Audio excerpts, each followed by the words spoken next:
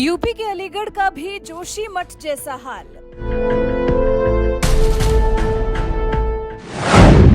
घरों में आ रही दरारों से अलीगढ़ वासी बेहाल।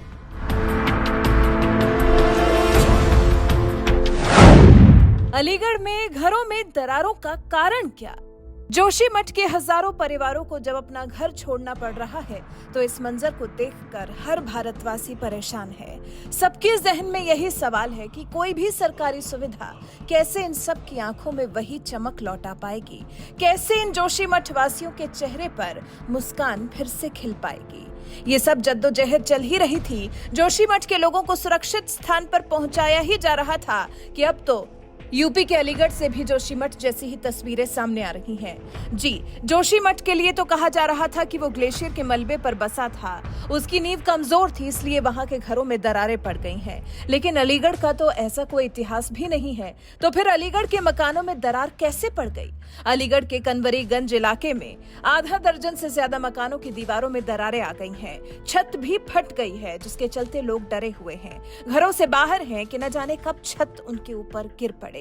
डर के साए में ये लोग जिंदगी जीने को मजबूर हैं। लोगों को डर सता रहा है कि कहीं उनके मकान गिर न जाएं। जमीन में धंसे जा रहे हैं मकान, दीवारों में बड़ी बड़ी दरारें पड़ गई हैं। कनवरीगंज इलाके में महीनों पहले सीवरेज का काम हुआ था। इस दौरान नगर निगम ने यहां पर खुदाई की थी और सीवरेज के लिए पाइपलाइन बिछाई थी। इसके बाद से ही मकानों में इस तरह की समस्या आने की बात सामने आई है। स्थानीय लोग लगातार नगर निगम पर लापरवाही का आरोप लगा रहे हैं। लोगों का कहना है कि नगर निगम ने खुदाई के दौरान लापरवाही दिखाई और गड्ढों को ठीक से नहीं भरा, जिसके कारण सीवरेज और पिछले दिनों हुई बारिश का पानी रिस रिस कर उनके मकानों की नींव में जा घुसा। नींव में पानी भरने की वजह से उनके मकान जमीन में धंसने लगे हैं और दीवार और छतों पर दरारें आ गई हैं। स्थानीय लोगों के मुताबिक रात में कई बार मकानों में आवाजें आती हैं और नींद टूट जाती है।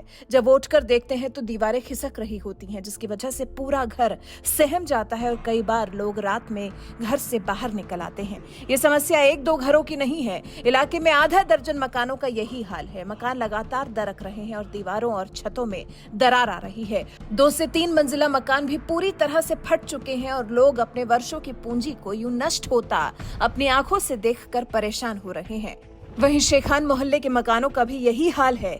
महीनों से यहाँ ताला पड़ा है। यहाँ दिन में जरूर लोग कामकाज के लिए आते हैं, रात को सोने के लिए उन्होंने दूसरी जगहों पर इंतजाम किया हुआ है। यहाँ मकानों में दरारें पड़ी हुई हैं। इसी तरह ऊपरकोट मस्जिद के सामने वाले मकानों में भी दरारें देखने को मिल रही हैं। 12 सैनी मोहल्ले के पुराने भवन के भी यही हालात हैं। लोगों का कहना है कि आए दिन यहाँ ऐसी घटनाएं हो रही हैं। इस संबंध में अपर नगर आयुक्त राकेश यादव का कहना है कि मामला संज्ञान में है। एक्सीएन की अगुवाई में नगर निगम की टीम भेजा गया है। समस्या के समाधान की कोशिश की जा रही है। दरकने वाले मकानों के मुआवजे के संबंध में फैसला उच्चाधिकारी लेंगे।